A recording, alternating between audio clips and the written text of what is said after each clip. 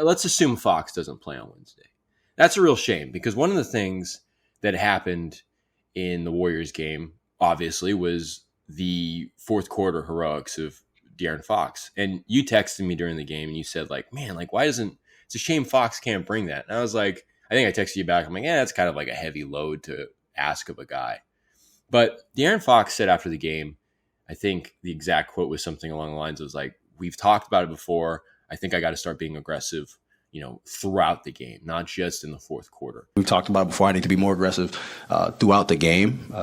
And that, I think, is mostly true. I think against teams like the Warriors, against teams like the Lakers, good teams, you got to be able to do that. Obviously, against the Jazz, I think De'Aaron Fox only had 18 points.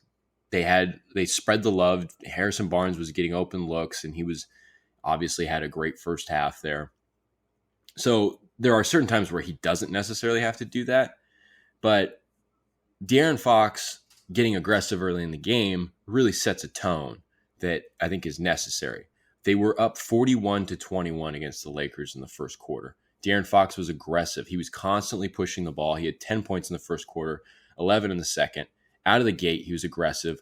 And one of the things that Mike Brown said about the Warriors loss was that, he complimented the Warriors' ability to collapse and disrupt passing lanes and get deflections and steals. The Kings obviously had a lot of turnovers in that game. And Mike Brown talked about he didn't think that the ball movement was very good in that game. He felt like guys were dribbling too much and trying to get too deep in the lane. Well, if there's a guy that you do want to get too deep in the lane, to kind of cut into the lane, it's the guy that really is almost unstoppable when he does that, which is De'Aaron Fox.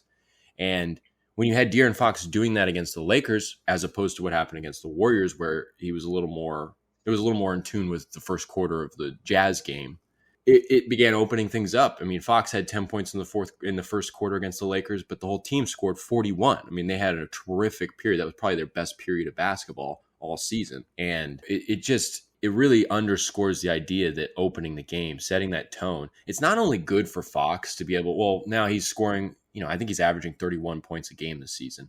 That obviously helps his cause in terms of like making another All-NBA team, maybe being an MVP candidate, all that stuff. But the important thing, obviously, is winning. And it opens up so many other things for the team. Obviously, Fox was not the only reason they scored 41 points in the first quarter, but I think he opened up so much for them. And he had the defense. Now, clearly, I don't know if the Lakers are as necessarily as talented defensively as the Warriors were. I mean, the Warriors looked pretty good defensively for a lot of that game on Friday night.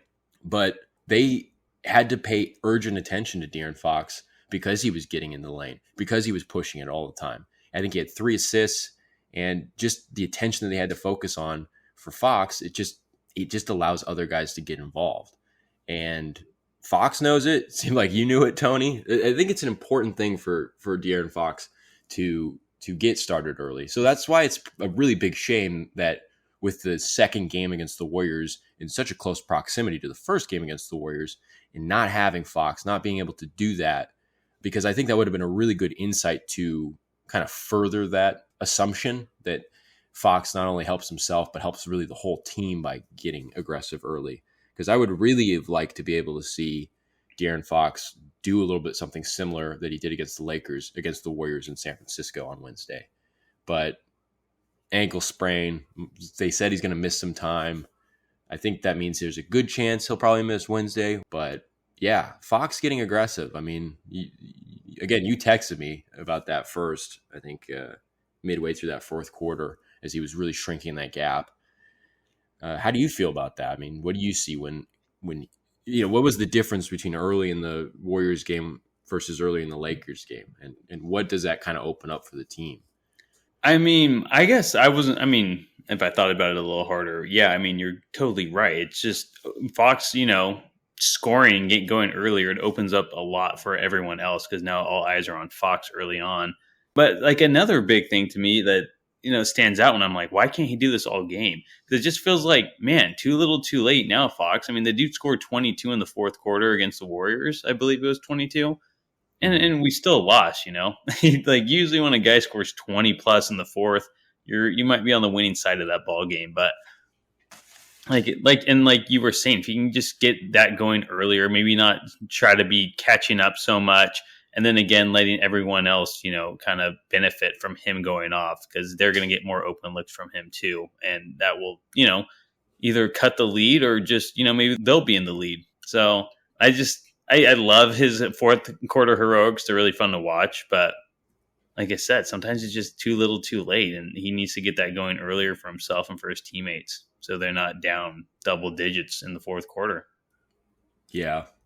And I think the fact that he recognized that, I mean, obviously that's been something we've talked about a lot. I think maybe February or March last year, we were talking about maybe, well, does Fox need to have a different kind of rotational window? Does he need to because he always leaves the game about like 6 minutes into the game, about five and a half minute mark to the 6 minute mark, somewhere in there.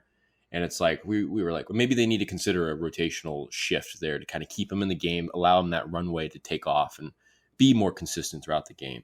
But really, at the end of the day, and I realize this now, that's really not so much on the coaches or whatever. It's up to Fox. We talk about that a lot. I mean, especially with the leadership of Fox and Sabonis, so much is up to them to be vocal, to take initiative, to set an example and set a standard.